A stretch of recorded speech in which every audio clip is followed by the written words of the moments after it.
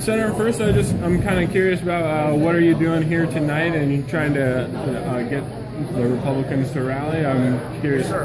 Well, we're here in Kewaunee County for the Lincoln Day dinner. Did a couple last night. This is part and parcel of what I've been doing since I've been elected as your U.S. Senator, is traveling all over the state. This obviously is a partisan gathering, but otherwise doing town halls and listening to input, just talking to the county chair here, finding out what the primary issues are up here in Kewaunee County. Yeah, and I guess how is campaigning for the run going here this fall? Well, my approach to this campaign is primarily I've got a really serious responsibility as chairman of the Senate Committee on Homeland Security and Government Affairs, so I'm doing my job.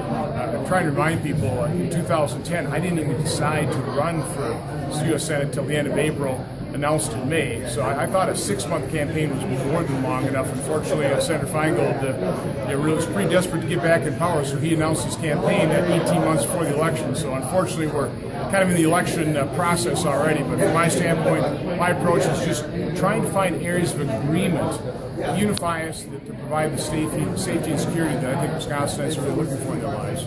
Yeah, and I got to ask about Justice Scalia and how you think we should move forward on whether Obama should appoint somebody. Well, the loss of Justice Scalia is really just a profound loss for this nation. Justice Scalia was a judge. Regardless of what the outcome, whether he approved it or not, he looked at the text of the Constitution and the text of the law. And unfortunately, in our court system, with judges, we have more super legislators versus judges. He's almost irreplaceable. I think at this unique moment in time, where we're only 8 months before an election, where the American people and Wisconsinites will choose the direction of this country, to me it just seems reasonable to let the American people decide the direction of the Supreme Court, rather than a lame duck president, and quite honestly, a lame duck Senate. Let the American people choose the president, let them choose the Senate, and then let the new Senate, the new president, really select the Supreme Court justice to replace someone who I believe is just irreplaceable, Justice Scalia. Yeah. Well, what's going to happen if President Obama appoints somebody and then it goes to the Senate? Well, I'm not majority leader. I'm not chairman of the Senate Judiciary Committee, so it's kind of out of my hands what the process would be. But possibly the Senate will consider take up that nomination, or we may decide not to. Either way, it is advised. Our advice is let the next president nominate and let the next Senate confirm.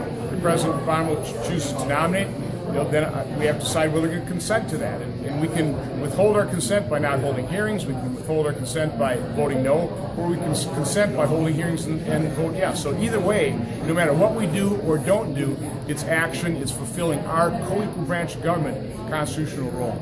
Okay, and I'd like to talk to you about gray wolves, and that's a topic that's very interesting to me, and it seems like the federal government, they have it endangered, and that's really kind of hurting Wisconsin. Well, what's interesting is literally the federal government agencies delisted the gray wolf, said it's no longer endangered. It is not. I think the wolf population in Wisconsin is 700 to 800 wolves. It's no longer endangered species. What's endangered are livestock and humans.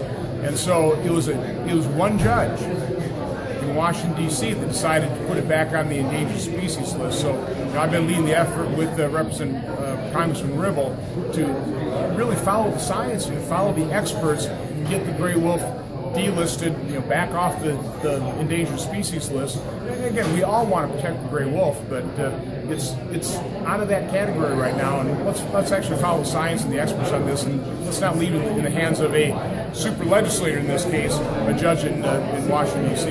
Yeah, and I'm wondering why that's so important, because I know that when it's under federal control, that means the state DNR, they can't help protect the people that are running ranches up north. Precisely, and people can't protect themselves or their livestock. So again, let's follow the experts within government who said that the gray wolf is no longer an endangered species. We'll always keep monitoring it, make sure that it doesn't fall back in that endangered list, and then be appropriate to take action. But right now, the appropriate action is to delist it and then let the state and let the citizens manage it themselves. Senator, you spoke at this event pretty much right after you first got elected. What has changed in those almost 6 years since you first got elected? Well, I'm 6 years older. That's changed. Unfortunately, because we've not had a serious president, we have not really grappled with the enormous challenges facing this nation. And under President Obama's feckless leadership and foreign policy, I think the situation in the world is deteriorated. Certainly our economy has not recovered to the extent it should. I don't think very many Americans are particularly satisfied with the level of prosperity, safety, or security they've really been realizing. So, from my standpoint, what we need to do is we've got to grow our economy. It's the number one component of the solution. The good news is we know how to do that. Reduce the regulatory burden, come up with a competitive tax system. Let's not artificially drive up the cost of power. President Obama said because of his energy policies, electricity rates will skyrocket. That's bad for Wisconsin families. So there's a common sense way of approaching economic growth that really would provide the prosperity and the job opportunities that Wisconsinites are looking for. President Obama just released his budget for his final year in office. Thoughts on that at all? Well, of course, he wants to tax and spend, and that's what got us into this problem. I've been pretty much a deficit hawk, and one of the few people really looking at the long-term problem here. The 30-year projected deficit, according to the Congressional Budget Office, is $103 trillion. Our current debt exceeds $19 trillion. We are mortgaging our children's future. It is way past time for us to get serious about this. And again, the number one component of the solution, even for reducing our deficit, is economic growth. And that's what we really need to concentrate on. Reduce the regulatory burden, pro-bill tax reform. Let's keep energy prices low, take advantage of these God-given resources here in America. If we do those things, manufacturers are going to want to come and manufacture close to the world's largest market. That's what America is. I understand that because I'm a manufacturer. I actually participate in the private sector. I know how to grow an economy. It's one of the reasons I'm running. And we're obviously in Kewaunee County. When people in this area have talked to you, what are some of the ideas that they have for you to take back to Washington? Well, it's very similar. I mean, the same. How do we grow our economy? Let's reduce the regulatory burden. Regulations are crushing businesses.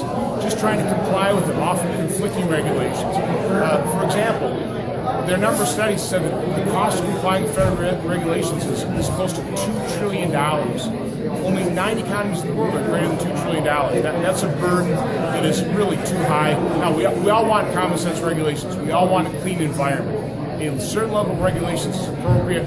We've gone way beyond that appropriate level. And is there anything that you can do in your seat right now that kind of address some of the groundwater concerns that are really kind of on the forefront here in Kewaunee County? Well, again, if you want to protect the environment, you're on a strong economy. One of the things I'm doing as chairman of the Senate Committee on Homeland Security and Government Affairs is looking at reducing that regulatory burden. Another thing is just figuring out how to get things moving in Washington. I've actually done that pretty successfully by using a business person's approach, trying to find areas of agreement. In being chairman of our committee, we've actually reported out 69 pieces of legislation, 19 have already been signed into law. So again, it's actually working with individuals on a bipartisan basis and actually getting results. And that's what we really need to do to address any problem, whether it's groundwater here in Kewaunee County or just general economic improvement. I'm good. Yeah. Thank you, Senator.